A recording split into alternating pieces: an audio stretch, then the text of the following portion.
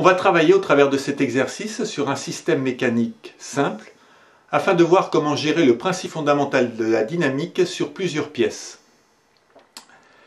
On va se rendre compte qu'on va retrouver le même cheminement qu'on a vu sur les vidéos traitant de statique graphique classique. L'ensemble est composé de 3 pièces principales. Une masse M1 glissant avec frottement sur un plan horizontal, une poulie de rayon petit r et d'un moment d'inertie J, une masse M2 reliée à la masse M1 par un fil de masse négligeable par rapport à M1 et M2. On repère en A et B les points où le fil entre en contact avec la poulie. Enfin, on définit un repère orthonormé IJ dans lequel on effectuera tous les calculs. On adopte le même raisonnement qu'en statique. On est en présence de 3 pièces. Il faudra appliquer le principe fondamental de la dynamique 3 fois, après avoir isolé soit des pièces, soit un ensemble de pièces. Ici, on isolera successivement la masse M1, puis M2, et enfin la poulie. On isole donc la masse M1 et le fil jusqu'au point B. Comme le fil a une masse négligeable par rapport à M1, on n'en tiendra pas compte dans les calculs. La masse M1 est soumise à son poids P1 et à une réaction R1 inclinée vers la gauche, puisque la masse M1 va se déplacer vers la droite et qu'il y a frottement entre M1 et le plan horizontal.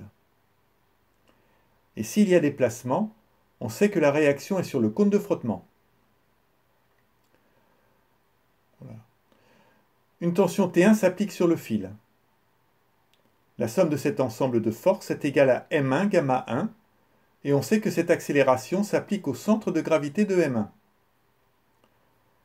La tension T1 passe légèrement au-dessus du centre de gravité de M1.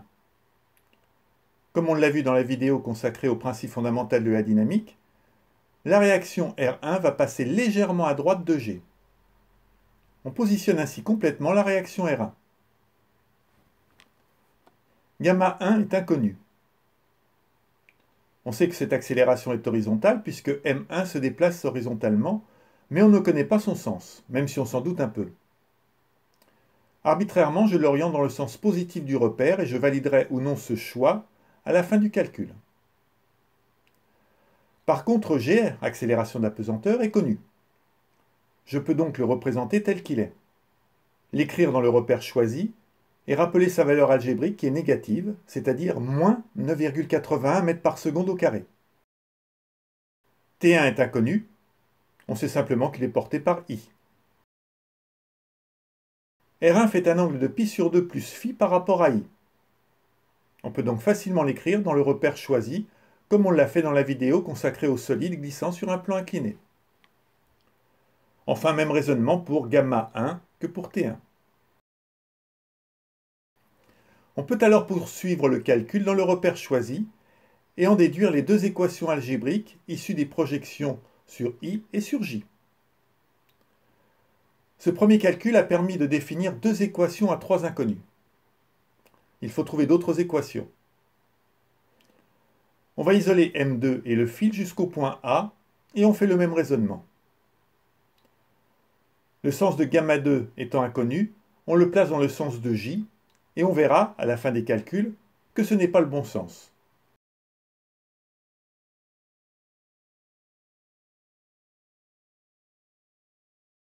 Comme tous les vecteurs sont sur la direction de J, on n'en déduira qu'une équation à 2 inconnus.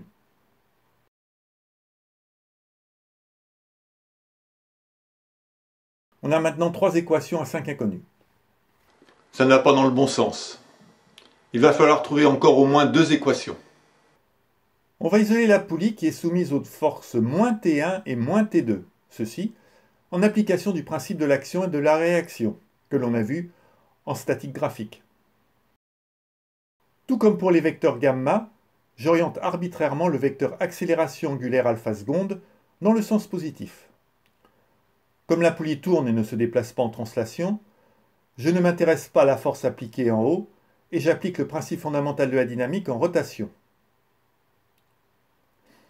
J'écris le vecteur accélération dans le repère choisi Il est porté par K, qui est le résultat du produit vectoriel de I par J. Moins T1 et moins T2 produisent un moment en O qui sont calculés par des produits vectoriels, ce qui nous permet de trouver une relation vectorielle sur K, puis une relation algébrique.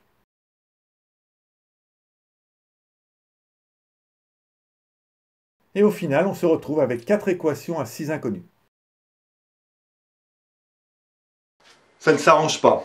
Il faut trouver encore 2 équations, et là, on a épuisé toutes les équations possibles issues du principe fondamental de la dynamique. Il faut donc s'intéresser à des relations cinématiques entre les différentes accélérations, comme on l'avait fait dans la vidéo traitant du solide roulant sur un plan incliné. On a 3 vecteurs accélération qui sont liés cinématiquement.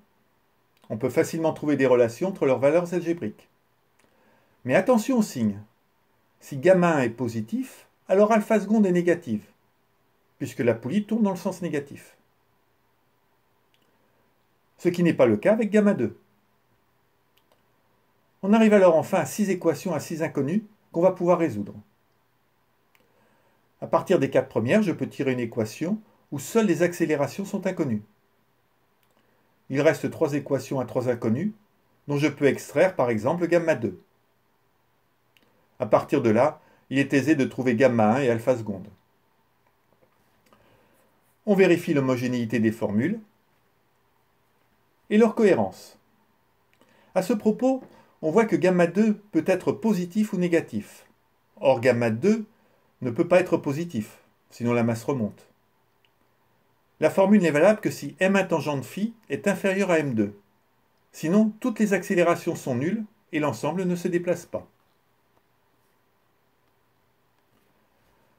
Alpha seconde est négatif, donc le vecteur est dans l'autre sens, ce qui est rassurant.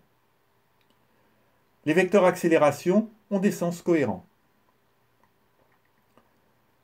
L'intensité de gamma 2 est comprise entre 0 et l'intensité de G, ce qui est également logique. On retrouve gamma 2 égale G si M1 égale 0 et G égale 0, ce qui revient à une chute libre de M2. Enfin, on retrouve l'inéquation de mise en mouvement du système qu'on aurait obtenue en faisant une étude statique. Il y a donc de fortes chances que les résultats obtenus soient bons. Ce sont des calculs assez lourds pour un système mécanique simple à proprement parler. Mais si vous souhaitez vous engager par la suite dans des calculs mécaniques complexes, il est très important que vous fassiez à fond tous ces exercices pour avoir les bases qui vous permettront de continuer et de réaliser donc des exercices beaucoup plus complexes. Sinon, on verra dans la playlist consacrée au théorème de l'énergie cinétique qu'on peut résoudre ce genre de problème de façon beaucoup plus simple.